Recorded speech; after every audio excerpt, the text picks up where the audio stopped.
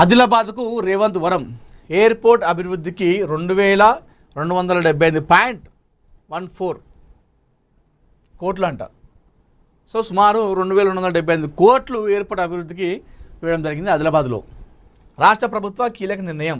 CM Revanth రెడ్డికి కృతజ్ఞతలు తెలిపిన కంది శ్రీనివాసరెడ్డి.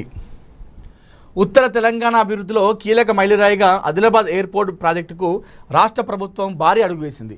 ఆదిలాబాద్ అభివృద్ధిపై ముందు నుండి ప్రత్యేక శ్రద్ధ పెట్టిన సీఎం రేవంత్ రెడ్డి ఇప్పుడు ఉత్తర తెలంగాణను మలుపు తిప్పే కీలక ప్రాజెక్టుకు భారీ నిధులు మంజూరు చేశారు.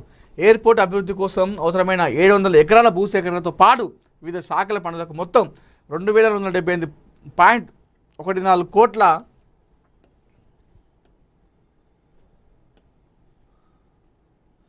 అంచనా వ్యయానికి సంబంధించిన ప్రక్రియను రాష్ట్ర ప్రభుత్వం ప్రారంభించింది. ఇందుకు సంబంధించి రవాణా, రోడ్లు, భవనాల శాఖ ఉత్తర్వులు జారీ చేసింది.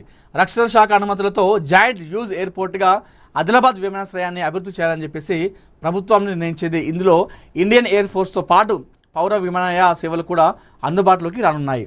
సీఎం రేవంత్ రెడ్డికి కంది శ్రీనివాసరెడ్డి కృతజ్ఞతలు. ఆదిలాబాద్ ఎయిర్పోర్ట్ అభివృద్ధికి రాష్ట్ర ప్రభుత్వం కీలక నిర్ణయం తీసుకొని భూ సేకరణతో పాటు ప్రాజెక్టుకు సంబంధించిన ప్రక్రియను వేగవంతం చేయడంపై ఆదిలాబాద్ నియోజకవర్గ కాంగ్రెస్ పార్టీ ఇన్ఛార్జ్ కంది శ్రీనివాసరెడ్డి తెలంగాణ ముఖ్యమంత్రి రేవంత్ రెడ్డికి హృదయపూర్వక కృతజ్ఞతలు తెలిపారు. ప్రభుత్వం ఆదిలాబాద్ ఎయిర్పోర్ట్ అభివృద్ధిపై కోసం చర్యలు చేపట్టడం ఉత్తర తెలంగాణ అభివృద్ధి చరిత్రలో ఒక కీలక ఘట్టమని ఆయన పేర్కొన్నారు. ఈ ప్రాజెక్టు ద్వారా ఆదిలాబాద్తో పాటు కుమర్భీం, ఆసిఫాబాద్, నిర్మల్, మంచిర్యాల జిల్లాలు ప్రజలకు మెరుగైన రవాణా సౌకర్యాలు, పెట్టుబడులు, పరిశ్రమలు, పర్యాటక రంగ అభివృద్ధి, వేలాది ఉద్యోగ అవకాశాలు లభిస్తాయని కంది శ్రీనివాసరెడ్డి అన్నారు. ఆదిలాబాద్ అభివృద్ధిపై ప్రత్యేక దృష్టి సారించి ఎయిర్పోర్ట్ ప్రాజెక్టును ముందుకు తీసుకెళ్తున్న సీఎం రేవంత్ రెడ్డికి, ప్రభుత్వానికి ఆయన ధన్యవాదాలు తెలిపారు. ఆదిలాబాద్ చరిత్రలో సీఎం నిలిచిపోతారని చెప్పేసి అనడం జరిగింది. మొత్తానికైతే తెలంగాణలో ఎయిర్పోర్ట్లు పడతాయా అని చెప్పేసి గతంలో అనుకున్నాం.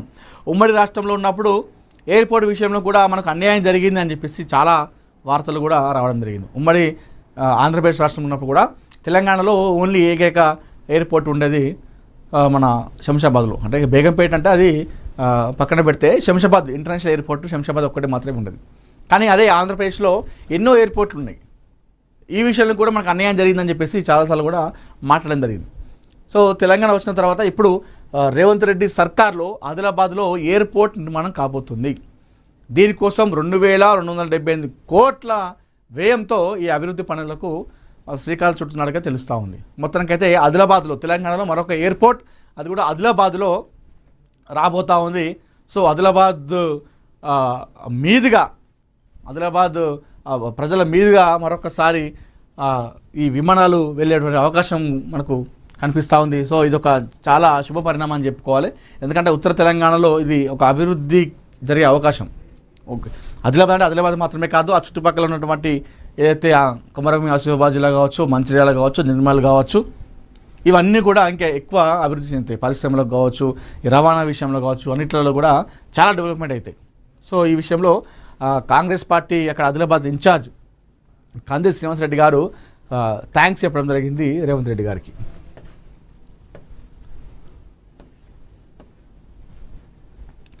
బాలయ్యను పరామర్శించిన చంద్రబాబు. ఆరోగ్య పరిస్థితిపై వైద్యులతో ఆరా. సో మొన్న షూటింగ్లో గాయపడ్డటువంటి హిందూపురం ఎమ్మెల్యే నటుడు బాలకృష్ణని చంద్రబాబు, ఆంధ్రప్రదేశ్ సీఎం, అదేవిధంగా తన బావ బాలకృష్ణ బావ చంద్రబాబు గారు పరామర్శించడం జరిగింది ఆయనను. సో ఆరోగ్య పరిస్థితిపై ఆయన ఆరా తీయడం జరిగింది.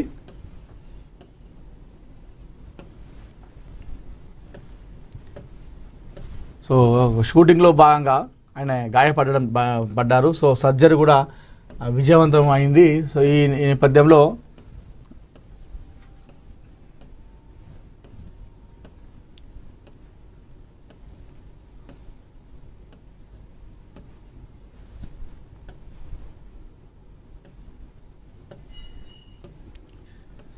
మొత్తానికైతే ఆరోగ్య పరిస్థితిపై ఆయన డాక్టర్లతో ఆరా తీయడం జరిగింది. ఎలా ఉన్నాడు, ఏ విధంగా ఉంది, ఎన్ని రోజులు ఇంకా రెస్ట్ ఉండాలి, సో సెట్ అవుతుందా, వాళ్ళ షూటింగ్కి వెళ్ళగలరా అనేటువంటి అన్ని పైన కూడా వైద్యులతో చంద్రబాబు గారు మాట్లాడడం జరిగింది.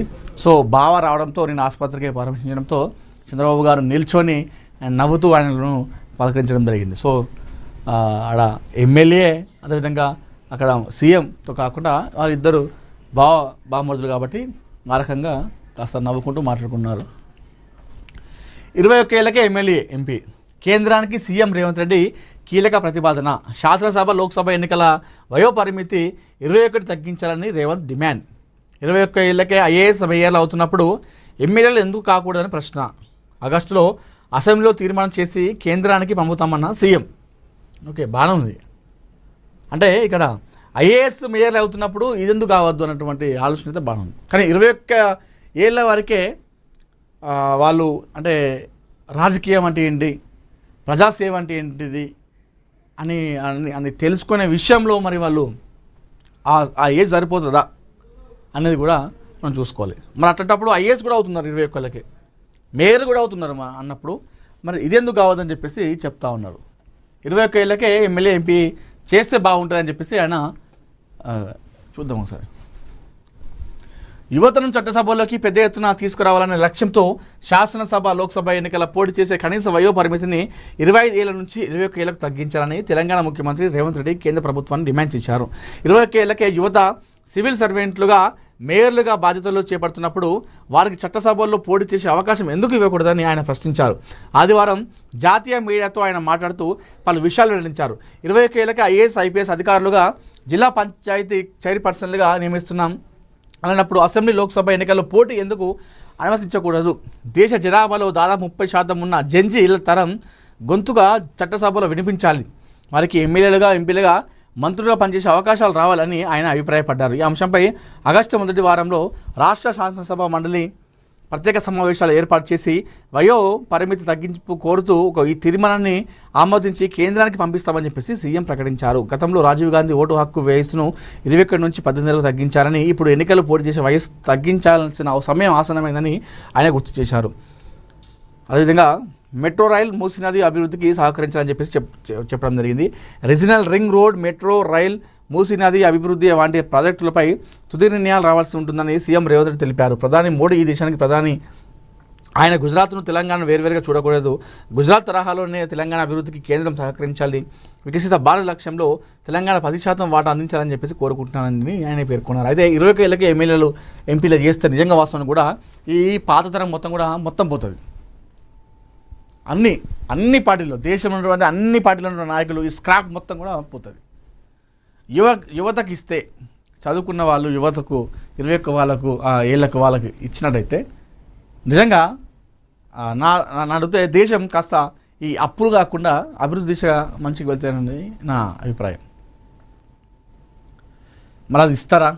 సాధ్యమైతే. ఎందుకంటే అన్ని పార్టీల్లో ఎవరైతే ఉన్నారో ఇప్పుడు అన్ని దేశంలో అన్ని పార్టీలు, ప్రభుత్వంలో ఉన్న వాళ్ళు కావచ్చు, ప్రతిపక్షంలో ఉన్న కావచ్చు, 50 సంవత్సరాలు పైపడ ఉన్న వాళ్ళే కీలక రోల్ ఉన్నారు. అందరూ మంత్రులుగా, ఎమ్మెల్యేగా కొనసాగుతున్నారు. మరి కొత్త తరానికి, నవతరానికి ఛాన్స్ ఇచ్చే అవకాశం ఉంటుందా? ఒకవేళ వీళ్ళు పంపించినా కూడా వాళ్ళు ఒప్పుకుంటారు అక్కడ? ఒకవేళ వచ్చినప్పటికి కూడా ఇది ఒకవేళ అవును ఎస్ 25 నుంచి 21 ఏళ్ళ వాళ్ళకే ఎమ్మెల్యేగా పోటీ చేయొచ్చు అని చెప్పేసి అది ఒకవేళ వచ్చినప్పటికి కూడా దాన్ని పార్టీలు చేస్తే